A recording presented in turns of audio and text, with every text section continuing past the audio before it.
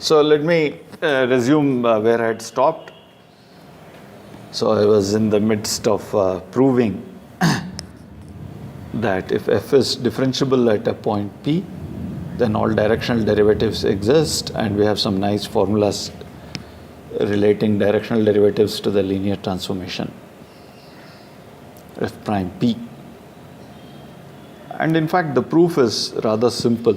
So proof, it's just an application of chain rule. After all, we are interested in computing d by dt of f composed with sigma at t equals 0,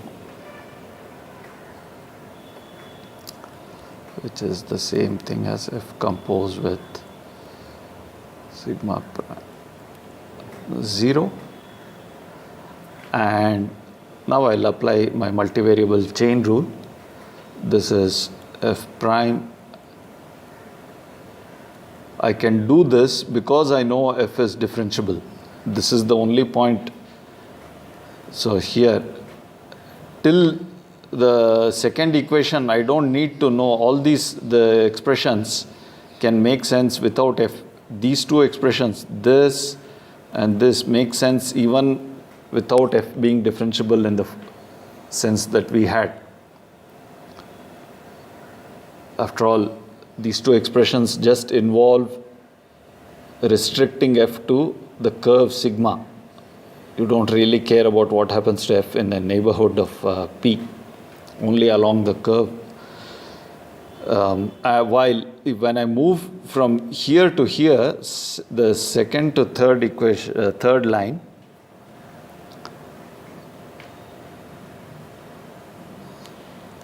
since f is differentiable at P,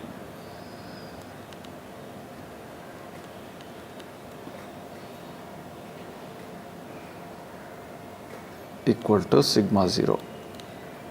Oops, this is not, there's no prime here. And then this multiplied by the matrix sigma prime 0. This is, recall that this is a f was from Rn to R. So this is a 1 by n matrix, and sigma was from an interval in the real line to Rn. So this is n cross 1, which is a column vector.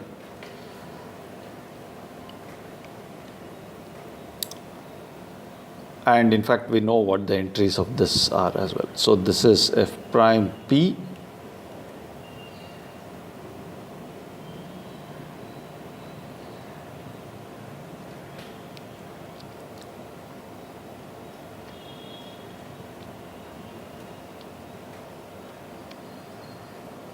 times sigma prime. Sigma prime 0 was by definition V.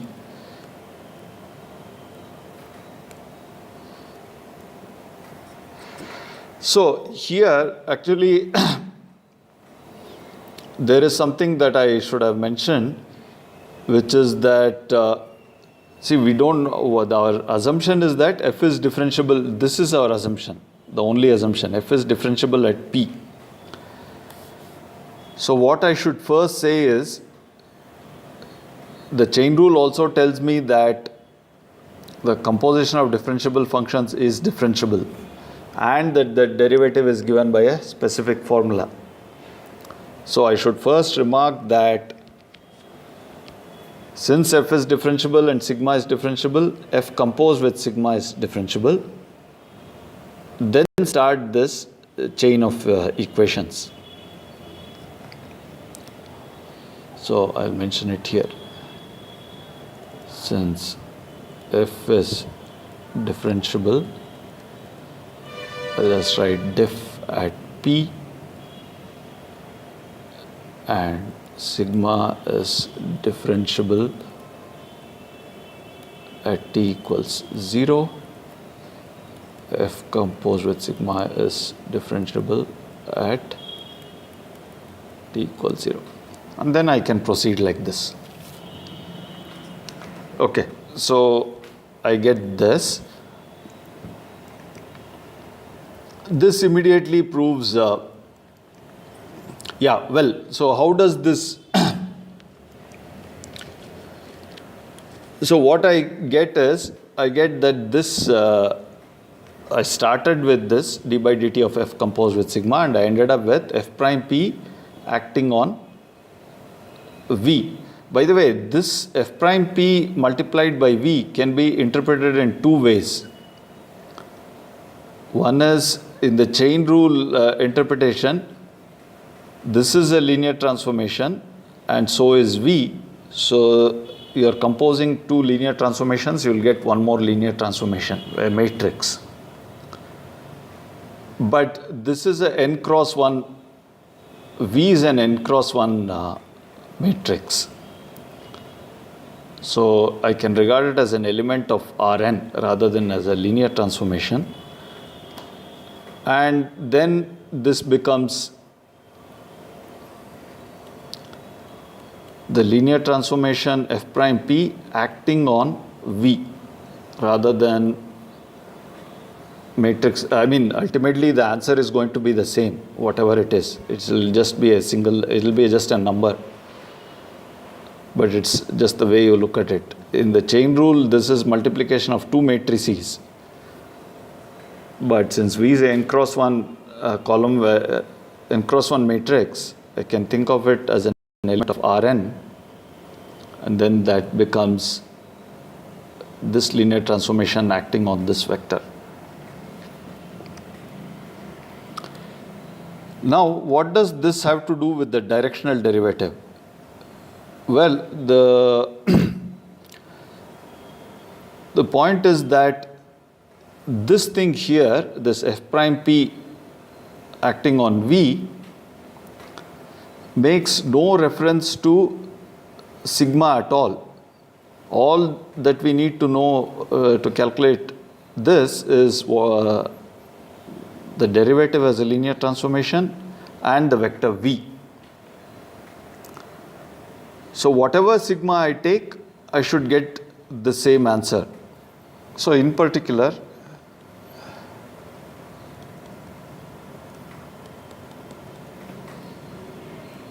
if sigma of t is the straight line,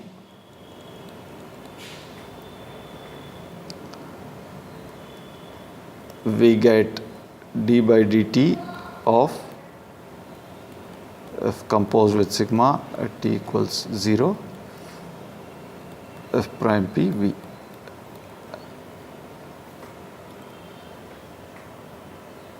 i.e.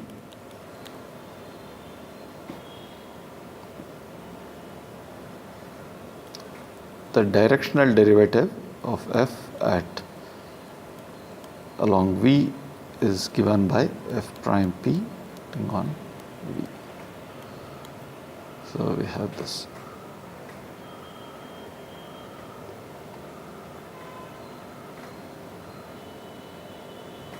So that establishes, actually we have established almost everything in that proposition. I just have to talk a bit about the gradient. So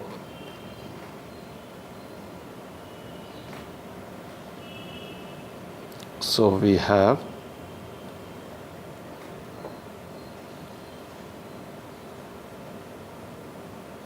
for arbitrary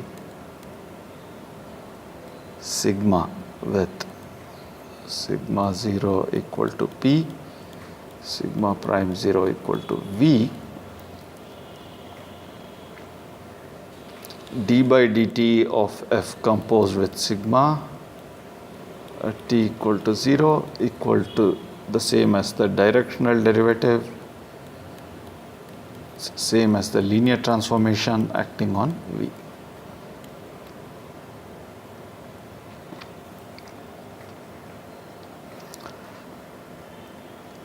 So the directional derivative certainly exists. Now v is arbitrary,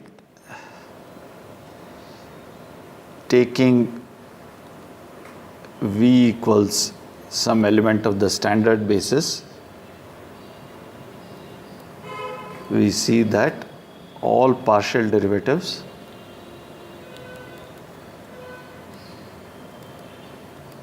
of f exist at P. Right. So we can talk about the gradient. Now the stuff about the gradient is just a matter of rewriting this thing in a slightly different way. That's all. So let's see. So f prime p v. Okay, fine. So in fact, what this tells us is that also going back to that equation, here instead of v, if I put Ej, I'll get f prime acting on Ej is just the partial derivative of this. So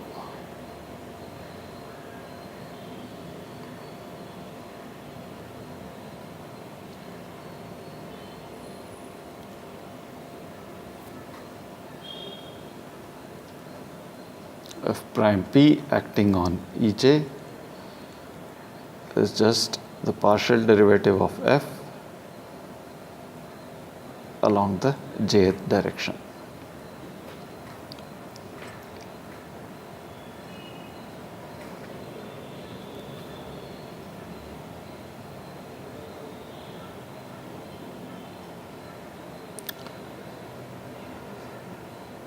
Well, so now let's, by the way, another interesting thing here is that if you look at this, there are many things in this which are quite interesting. The first equation, for example, is that the left-hand side seems to depend on sigma, while the right hand, both these expressions do not depend on sigma. They just depend on the initial point and the initial velocity of sigma. That's it. That's one thing. The second thing is, if you look at the second equation here, the dependence on v, the left hand side, it's not immediately clear that it's linear with respect to v. In other words, if I take v1 plus v2, do I get dv1f plus dv2f? If you just go to the definition of directional derivatives, that's not so obvious. But the right hand side is obviously, after all, f prime p is a linear transformation. So if I take v1 plus v2, I'll get f prime p v1 plus f prime p v2. So right hand. So this equation shows that the directional derivative is linear with respect to. This shows that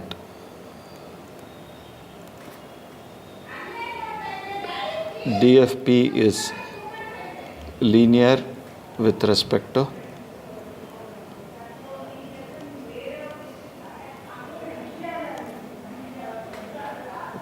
v.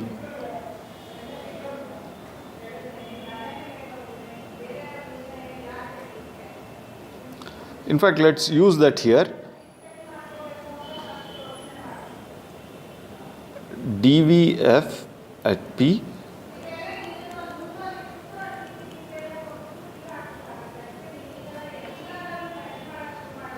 and let's write v as Vj, Ej. So then this becomes summation f prime p Vj acting on Ej, just by linearity. And that I can write as j equal to 1 to n Vj. So using this thing here, del f by del x j at p. Fine, this is the same as inner product of v and the gradient of f at p. So that completes the first part of the proposition.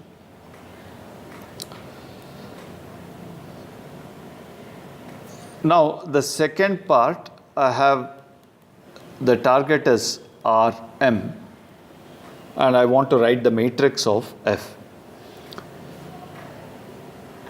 Well, we know that when we have a linear transformation,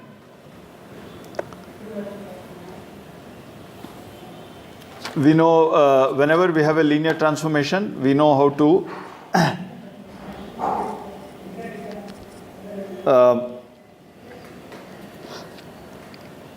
to capture the columns of the linear transformation. So we just act the linear transformation on the standard, on a basis, on the basis rather. Whenever we talk about a matrix, we have a fixed basis. So on the basis in the domain, elements of the basis, and see what I get. So let's do that here. To get the columns of F prime P,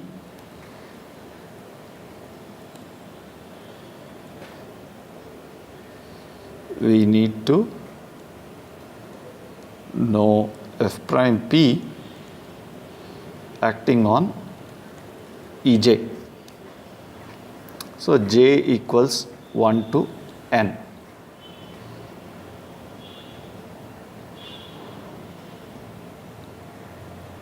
I can just use whatever I have done earlier. It's just that the small difference is that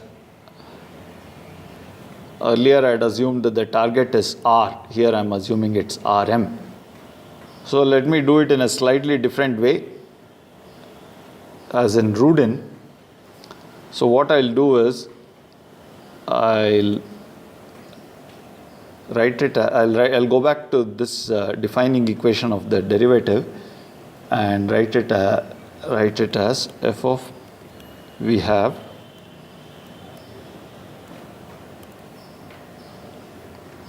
f of p plus tej minus f of p equals f prime p acting on tej plus r tej.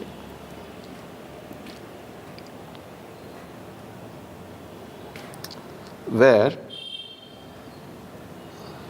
r tej divided by norm tej, which is just norm t, this thing here, limit t goes to 0, is equal to 0. This is just another way of writing the defining equation of f prime p.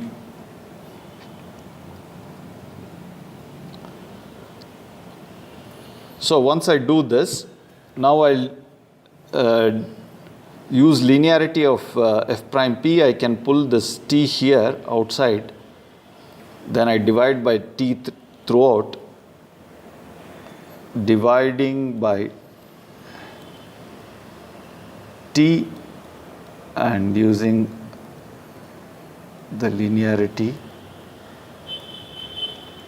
of f prime p, we get limit t going to 0, f of p plus t a minus f of p divided by t equals f prime p acting on Ej. Now this looks exactly like the definition. The left hand side looks like the definition of partial derivatives, except that whenever we talk about partial derivatives, it's always assumed that we have a function, a real valued function, not with values in Rn, when in some higher dimensional Euclidean space. But after all, I mean, if I write it in terms of components, what is this? This is just limit. I'll have various limits. So f1 p plus tej minus f1 p by t, etc. So for all the components I get limit f m p plus t ej minus fm p divided by t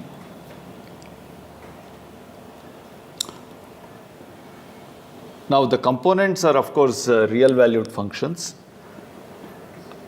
So the notion of partial derivative makes sense, and then so therefore these are just the partial derivatives.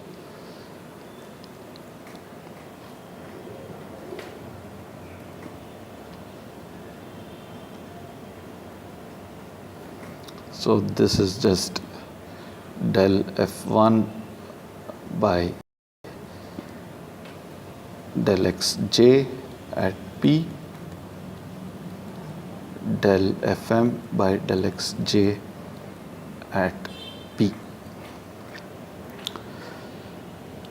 I should, there is one thing that one has to mention here, which is that, see, I assumed that these limits exist. So I leave it as a small check. So I've assumed that if f is, if f1, f2, fm is differentiable at p, then fj from u to r, j equal to 1 to m, is differentiable at p.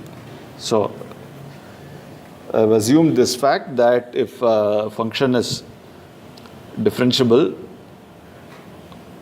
then all the component functions are differentiable as well.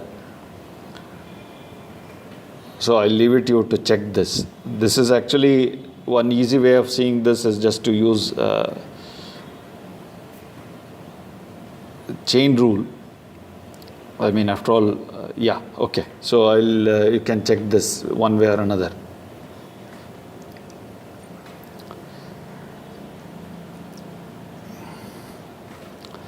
So we are done. Basically, so what we have is we have obtained the action of the derivative on the basis vector Ej, and we see that this is given by this expression, by this m tuple. Now to get the matrix, I have to write it as not as an m tuple but as a column vector. Therefore, f prime p, the matrix of this is of the required form, namely del f1 by del x1, del f1 by del xm, everything at p, del f n by del x1 at p, del f n by del xm at p. So that completes the proof.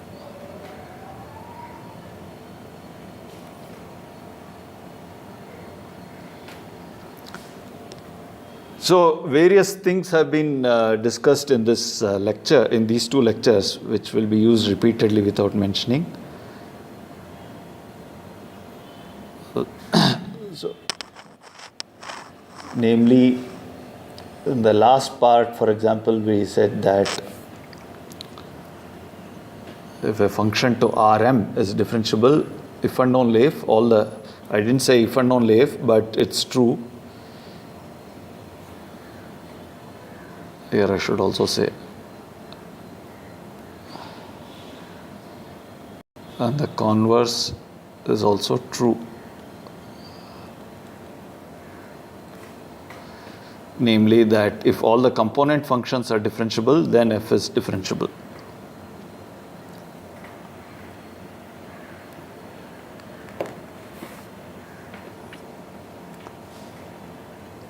Now, that completes the proof of that. Yeah. So I was saying that various things have been discussed, namely, and the other thing is that we have seen how directional derivatives, partial derivatives, how all of these are related to the full derivative.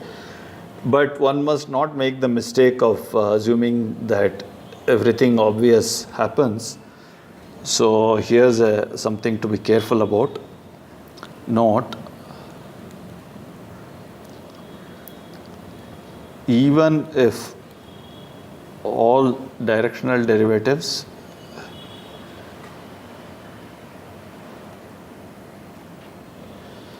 exist at P, f need not be differentiable at P. So I'm certainly, if all partial derivatives exist, then f need not be differentiable. And in fact, I'm making the stronger statement that even if all directional derivatives exist, even then f need not be differentiable. So in fact, this is an exercise in Rudin, but here I'll just state it. You can check. F is from R2 to R. F of 0, 0 is defined to be 0, and if f of xy is xy plus xy divided by x squared plus y squared if xy is not equal to 0, 0.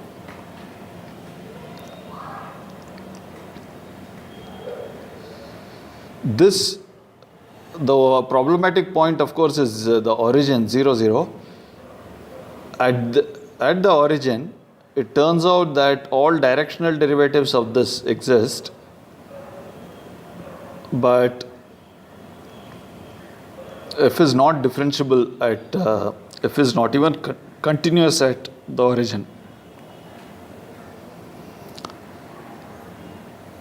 But there is a simple extra condition on partial derivatives which will ensure that f is differentiable in our sense. Namely, that if one knows that all partial derivatives exist and are continuous themselves, then one can show that f is differentiable. So I'll talk about this next time. So we'll stop at this point.